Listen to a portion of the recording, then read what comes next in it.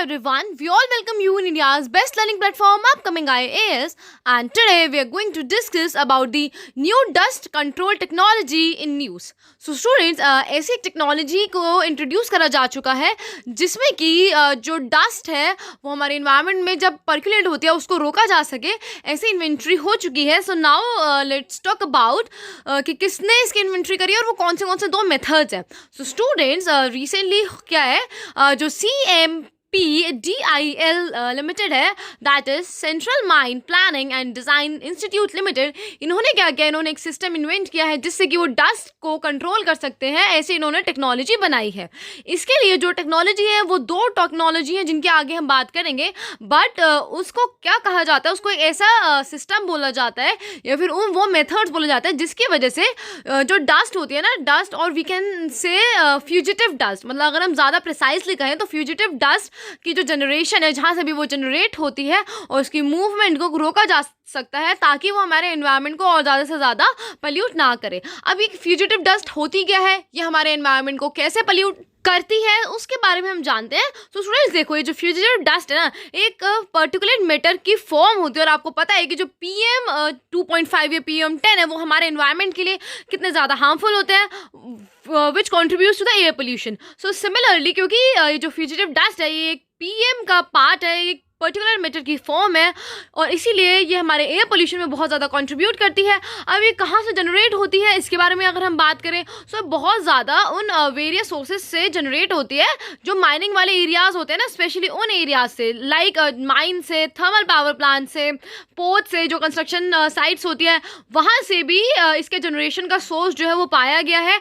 सो उसी चीज़ को कंट्रोल करने के लिए, मिनिमाइज़ करने के लिए, ताकि उसका जो जनरेशन है, सबसे पहली बात तो वो ही ना हो, क्योंकि अगर ये जो पर्टिकुलर मैटर का जनरेशन ही नहीं होगा सो वो हमारे एनवायरनमेंट को और ज़्यादा से ज़्यादा पोल्यूट नहीं करेगी. दूसरी बात, अब जब उसका जनरेशन हो रहा है तो कैसे उसको रिड्यूस किया जा सकता है, कैसे उसे मिनिमाइज़ किया जा सकता है, क्योंकि ये जो पर्टिकुलर मैटर होते हैं ये खुद में सेल्फली इतने ज़्यादा हार्मफुल नहीं होते हमारे एनवायरनमेंट के लिए, बट जब ये हमारे एयर में जो और चीज़ें हैं उनके साथ बॉन्ड बनाते हैं तब ये बहुत ज़्यादा हार्मफुल हो जाते हैं, और बहुत ज़्यादा इनसे हमारा एयर पोल्यूशन होता है.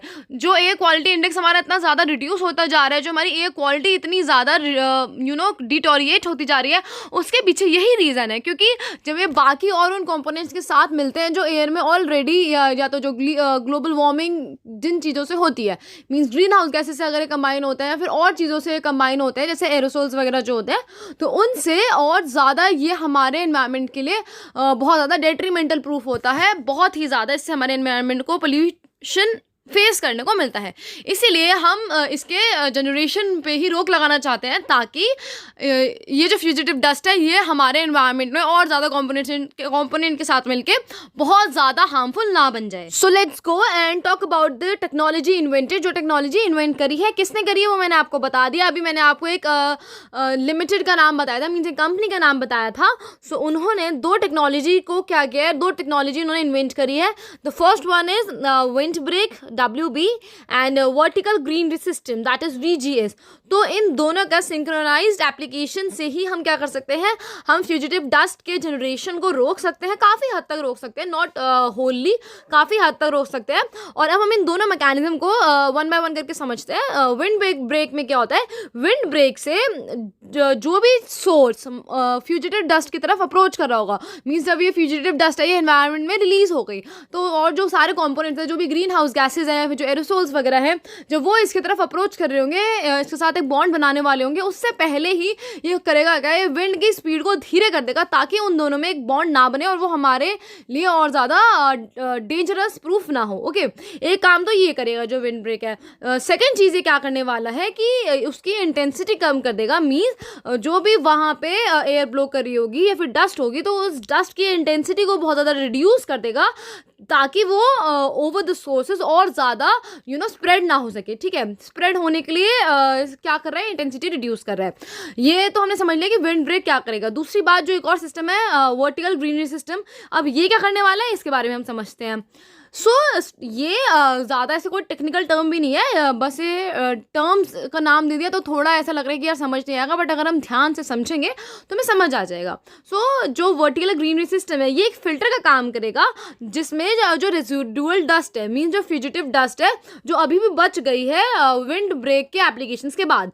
विंड ब्रेक ने क्या की थी, विंड उसकी स्पीड धीरे कर दी थी कंपोनेंट्स की, एंड इंटेंसिटी को रिड्यूस कर दिया था। अगर अब भी वो जो है फ्यूजिटिव डस्ट जो है वो एनवायरनमेंट में सस्टेन कर रही है, एनवायरनमेंट में पर्कुलेट कर रही है। सो ये जो VGS सिस्टम है एक फिल्टर की तरह काम करेगा, क्योंकि ये जो रेजिडुअल डस्ट है जो अभी भी बच गई है उसकी क्वांटिटी को रिड्यूस करने का काम करेगा, ताकि वो जो और विंड सोर्सेज में जो और हार्मफुल कंपोनेंट्स ऑलरेडी एग्जिस्ट करने हैं उसके साथ ये ना मिल सके। इसीलिए ये एक बैरियर की तरह काम करेगा और फिल्टर की तरह काम करने वाला है। ताकि अब होगा क्या, इन दोनों मेथड्स को यूज़ करके, wind break and vertical greenery system को यूज़ करके हम करेंगे क्या कि जो कंसंट्रेशन है ना हमारे एनवायरनमेंट में, हमारी एयर में पर्टिकुलर मैटर की, वो कम हो जाएगी। और जब वो कम हो जाएगी तो वो हमारे लिए डेंजरस भी कम है, क्योंकि अगर ये सोलली एनवायरनमेंट में एग्जिस्ट कर रहा है तो उतना ज़्यादा हार्मफुल नहीं होता। इसलिए स्टूडेंट्स हमने देखा होगा कि समर्स के टाइम पे वो बहुत ज़्यादा एक ऐसे व्हीकल घूमते हैं जो एयर में वाटर स्प्रेड करते हैं। वो क्यों करते हैं कि जो भी डस्ट वगैरह उड़ रही है उस डस्ट को नीचे वो वाटर के साथ सेटल डाउन हो जाए और वो हमारे एनवायरनमेंट में जो ऑलरेडी हार्मफुल गैसेस या फिर एयरोसोल्स वगैरह हैं उनके साथ वो कंबाइन ना हो। इसीलिए ये जो वाटर है वो स्प्रिंकल किया जाता है। और ये मेथड जो है ये भी हमने ऑलरेडी कहीं से कॉपी किया है। सो आप वो बताना कि हमने ये मेथड कहाँ से लिया था। लेकिन ये जो दोनों टेक्नोलॉजी है ये हमारी खुद की है, जो कि किसने बनाई थी, मैंने आपको बताया था, central mine planning and design institute limited. और ये जो कंपनी है, ये जो एंटरप्राइज है, ये भी खुद गवर्नमेंट का है। किसकी सब्सिडरी कंपनी है? सो ये कोल इंडिया लिमिटेड की एक सब्सिडरी कंपनी है। और जो गवर्नमेंट का एंटरप्राइज होता है, मीन्स जो गवर्नमेंट की कंपनी होती है उसे हम क्या बोलते हैं? PSU बोलते हैं। ओके, सो इसके जो हेड क्वार्टर्स है वो कहाँ में सिचुएटेड है? वो रांची में सिचुएटेड है। ओके, झारखंड में, क्योंकि माइनिंग एरिया वो काफ़ी ज़्यादा। और आपको पता है कि जो माइनिंग एरिया से जो फ्यूजिटिव डस्ट निकल रही है उसी को मिनिमाइज करने के लिए, उसी को रिड्यूस करने के लिए ये जो दोनों टेक्नोलॉजीज़ हैं ये बनाई गई हैं। सो अब अगर एग्जाम में आता है कि कौन सी न्यू डस्ट टेक्नोलॉजीज़ हैं, या फिर वो आपसे पूछ ले कि वर्टिकल ग्रीनरी सिस्टम जो है वो किस चीज़ के लिए इंट्रोड्यूस किया गया है और किसने इन्वेंट किया, तो आप एक्चुअल में एग्जाम में बता सकते हैं अगर आपने ये हमारे साथ कवर किया है तो। So with this we will end our session here. Do share it with your friends so that they can also get the benefit of prelims booster series. Thank you.